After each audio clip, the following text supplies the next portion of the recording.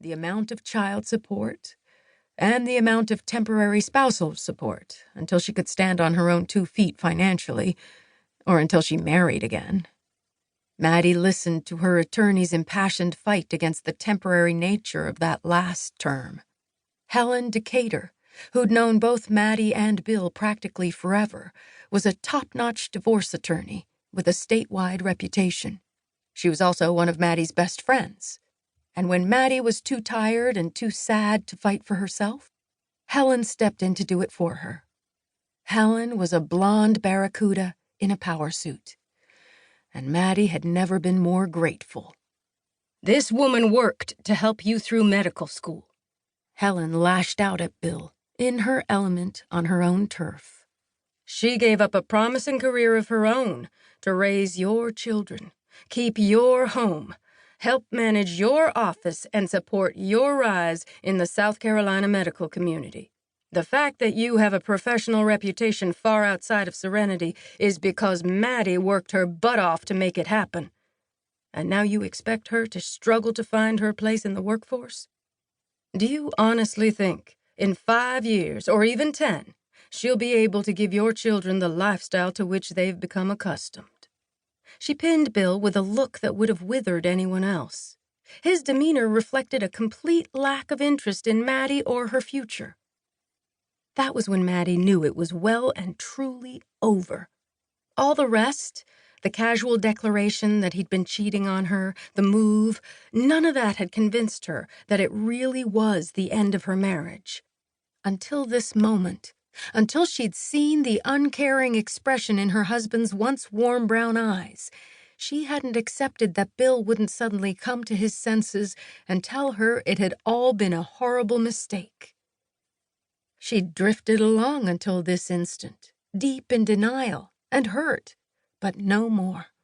Anger, more powerful than anything she'd ever felt in her life, swept through her with a force that brought her to her feet. "Wait," she said, her voice trembling with outrage. "I'd like to be heard."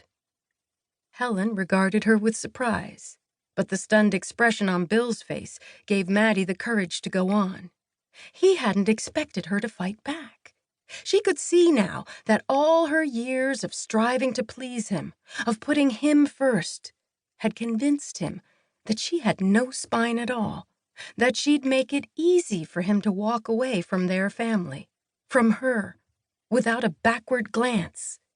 He'd probably been gloating from the minute she suggested trying to mediate a settlement, rather than letting some judge set the terms of their divorce.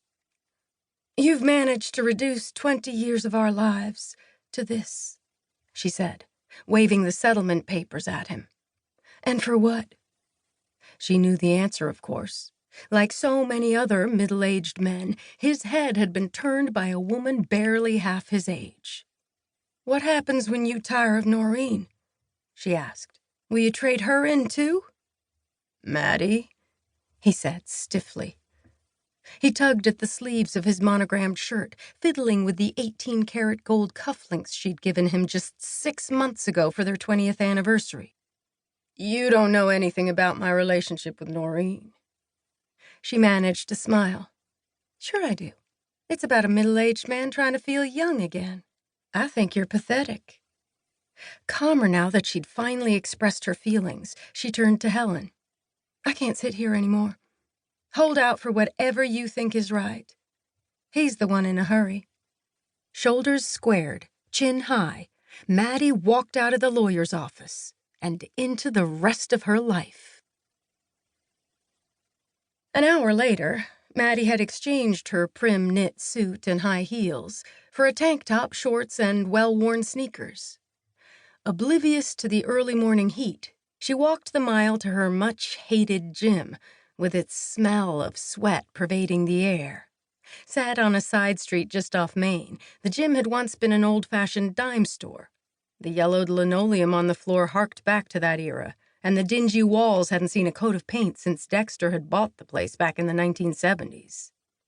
Since the walk downtown had done nothing at all to calm her, Maddie forced herself to climb onto the treadmill, put the dial at the most challenging setting she'd ever attempted, and